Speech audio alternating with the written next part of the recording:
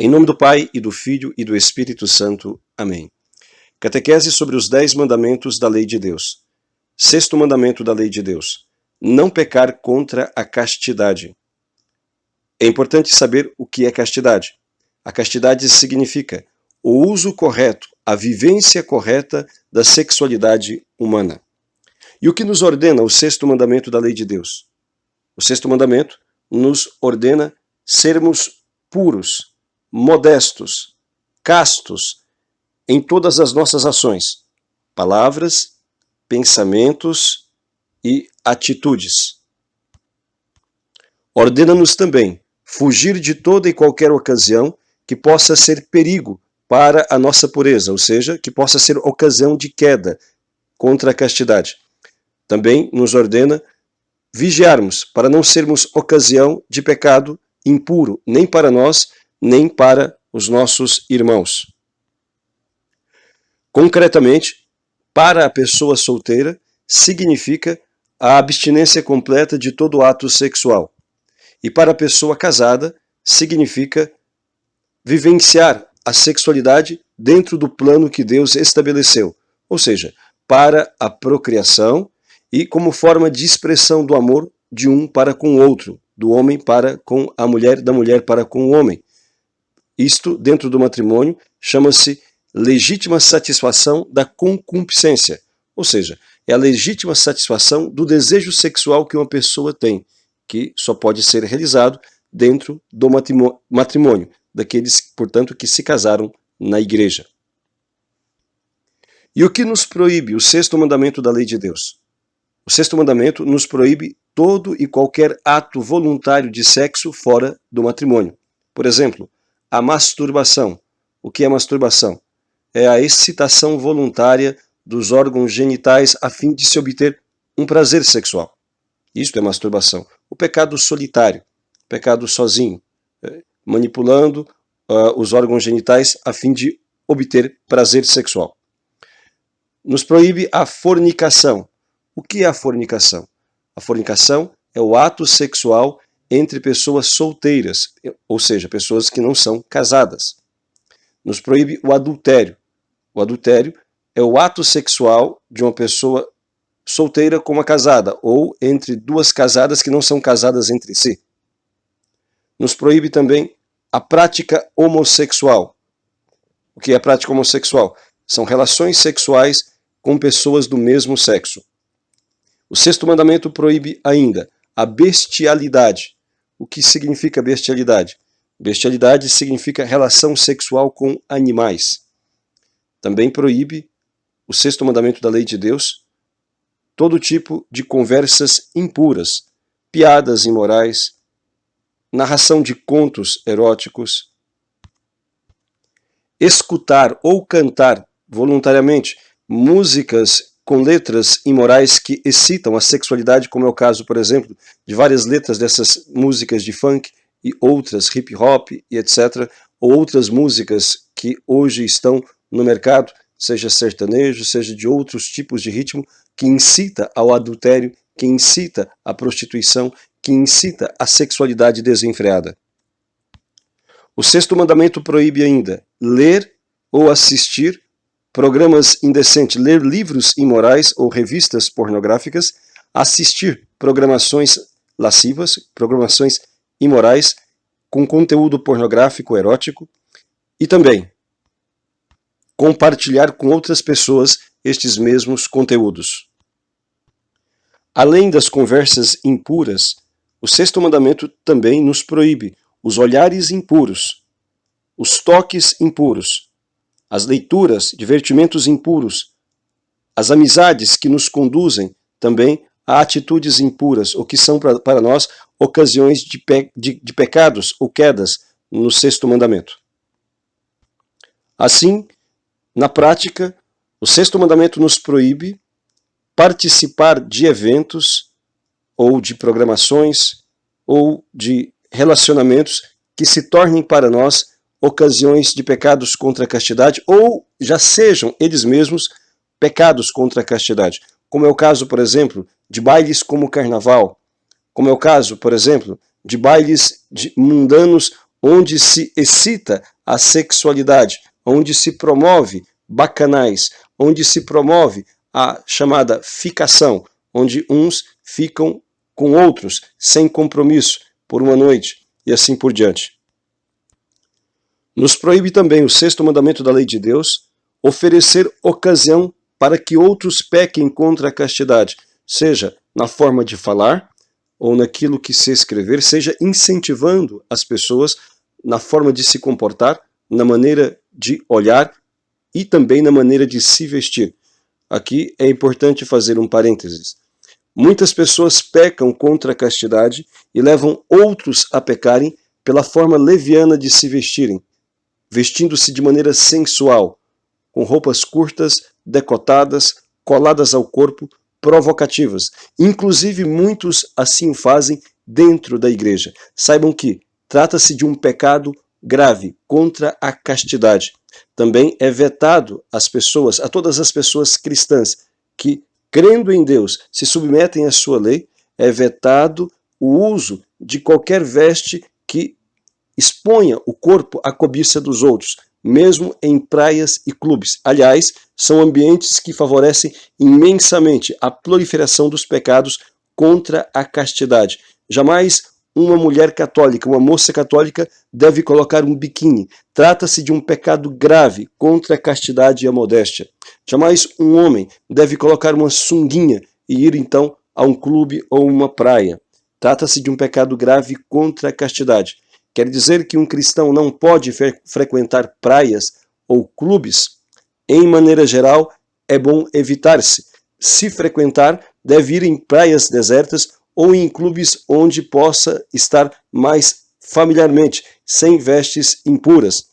Praias onde estejam mais desertas e em dias que não haja movimentação, de modo familiar, de forma que as pessoas não estejam expondo o seu corpo seminu, e também não aconteça de manchar os olhos e o coração com atitudes impuras. Em resumo, a pessoa solteira deve viver a castidade plena. Também no namoro, aquelas pessoas que são vocacionadas ao matrimônio. Aliás, é importante dizer, só podem namorar as pessoas que têm a intenção de se casar. Não se pode ficar. A ficação é um pecado grave. Não é comportamento de moça decente e nem de rapaz que se preze, que seja cristão. A ficação é o uso, a instrumentalização de uma pessoa. E isto é indigno diante de Deus. Mas o namoro é uma fase muito bela da vida de um jovem, de uma jovem que são vocacionados ao matrimônio. Entretanto, deve-se evitar quaisquer tipos de atitudes ou conversas que possam suscitar suscitar o pecado contra a castidade, suscitar a impureza, a imoralidade, como, por exemplo, abraços muito frontais de maneira demorada, beijos de língua, toques em partes íntimas e assim por diante. Já para o casal casado, o uso da sexualidade deve ser de maneira natural. Vai dizer o Código de Direito Canônico que o ato sexual deve ser feito de forma humana. O que significa isso? Que se deve utilizar os órgãos deixados por Deus para esta finalidade, órgãos sexuais, e não outros órgãos. Pode-se acompanhar o ato sexual, preceder, acompanhar e depois continuar após o ato sexual, atitudes de carinho, abraços, beijos ou toques, com a finalidade de preparar o ato sexual ou acompanhá-lo. Estas carícias preparativas ou que acompanham o ato sexual não são pecaminosas. Mas o ato sexual como tal deve ser feito de modo humano, ou seja, pênis e vagina.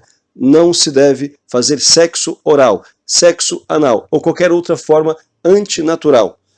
É importante ainda dizer aos casais casados que constitui um pecado grave também, o chamado coito interrompido. Não se pode realizar o coito interrompido, ou seja, o ato sexual do casal casado deve ser natural e completo. Então, a ejaculação deve ser dentro e jamais fora da vagina. Em resumo, podemos dizer que a pessoa solteira deve viver a castidade perfeita, ainda que seja namorado ou noivo. E a pessoa casada deve viver a sua sexualidade dentro do plano estabelecido por Deus, para a geração dos filhos e para a satisfação ou para a satisfação da legítima concupiscência, como forma de expressão do amor de um pelo outro. Mas é importante também observar que os pecados contra a castidade normalmente são pecados mortais, são pecados graves. A matéria em si é grave. Se há a consciência e se faz de maneira deliberada o pecado, torna-se um pecado mortal. A Santíssima Virgem, quando apareceu em Fátima, em 1917, para as 3 crianças, disse que o pecado que mais leva almas para o inferno é pecado contra a castidade. São os pecados contra a castidade. E hoje nós vivemos em um mundo pornográfico, em um mundo sensual, em um mundo erotizado, da onde é necessário suplicar muito ao Espírito Santo a graça da fortaleza, a graça da continência, da castidade, da pureza, a fim de não se cair nos pecados impuros. Evitar tudo aquilo que possa ser ocasião para quedas e também não tornar-se ocasião para os seus semelhantes. O que fazer para vencer os pecados contra a castidade? A começar dos pecados de olhares e pensamentos. Trata-se de um exercício cotidiano, de um esforço contínuo, para se vencer os pensamentos maus, aquelas pessoas que querem viver na graça de Deus e sempre receber Jesus Eucarístico com um coração puro, devem procurar combater o mau pensamento assim que ele vem. Jesus disse que quem lança um olhar de cobiça para uma mulher ou um homem, desejando-a no seu coração, comete adultério, e adultério é um pecado grave, ou seja, uma pessoa pode cometer pecado mortal de adultério mesmo em pensamento, se alimenta o mau desejo em seu coração. O mau pensamento em si ainda não é o pecado, é uma tentação. Se vem um mau pensamento, ainda que venha muitas vezes, ainda que seja das piores coisas, se existe o esforço, se existe uma luta para afastar aqueles pensamentos, se existe a súplica a Nosso Senhor, a Santíssima Virgem, para que afaste aqueles pensamentos, ainda que ele volte muitas vezes, não constitui um pecado. Pelo contrário, é um ato de heroísmo, é um ato de virtude, daquele que quer afastar o mal para continuar na graça de Cristo. Para vencer os maus pensamentos, é necessário substituí-los por bons pensamentos. De que forma? Através da leitura, da meditação, da palavra de Deus, do catecismo, da vida dos santos. Portanto, dando à nossa mente imagens boas, também assistindo bons filmes, sobretudo da vida dos santos. Desta forma, pouco a pouco, com a oração e com esse esforço pessoal de leitura, de meditação e da assistência de bons filmes de vida espiritual, se substitui as imagens ruins, os pensamentos ruins por bons pensamentos. Como vencer os olhares impuros? Quando se deparar com alguma cena ou alguma pessoa que se torne ocasião de pecado, o que deve fazer? Abaixar o olhar, olhar para outro lugar. Desta forma, como o farol de um carro. O carro tem um farol alto e o farol baixo. O farol alto enxerga muito, o farol baixo já é mais restrito. Então, quando encontrar uma pessoa mal vestida ou se deparar com alguma cena, seja em televisão, seja ao vivo, que possa ser ocasião de provocação de pecado contra a castidade, procure desviar o seu olhar. Procure olhar para outro lugar e já invoque o anjo da guarda e a graça de Deus para te preservar de toda malícia. Para vencer os atos impuros, o que fazer?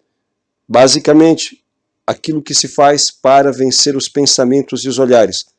Evitar aquilo que é causa do pecado. Não frequentar lugares, pessoas, programações, músicas, festas, ambientes que se tornam ocasião de pecado contra a castidade.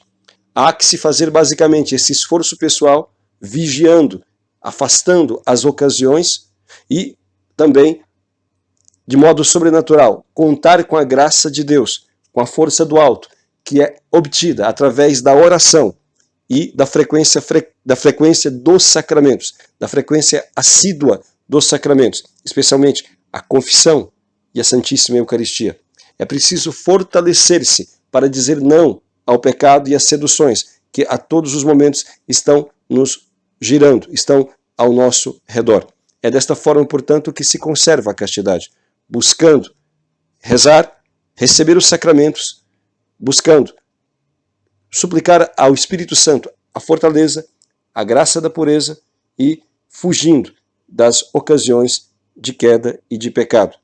Também é muito oportuno meditar continuamente na morte e no fato de que nós podemos a qualquer momento estarmos diante de Deus. Sempre recordar o fato que Deus está nos vendo. Os olhos de Deus estão sobre nós, ainda que nós possamos esconder dos homens, mas de Deus nada se esconde. A consciência da presença de Deus é que nos faz evitar o pecado, dizia um santo bispo. Assim, supliquemos à Santíssima Virgem a graça de sempre estarmos atentos para não cairmos na tentação contra a castidade e nem sermos ocasião para que os outros caiam. Louvado seja nosso Senhor Jesus Cristo.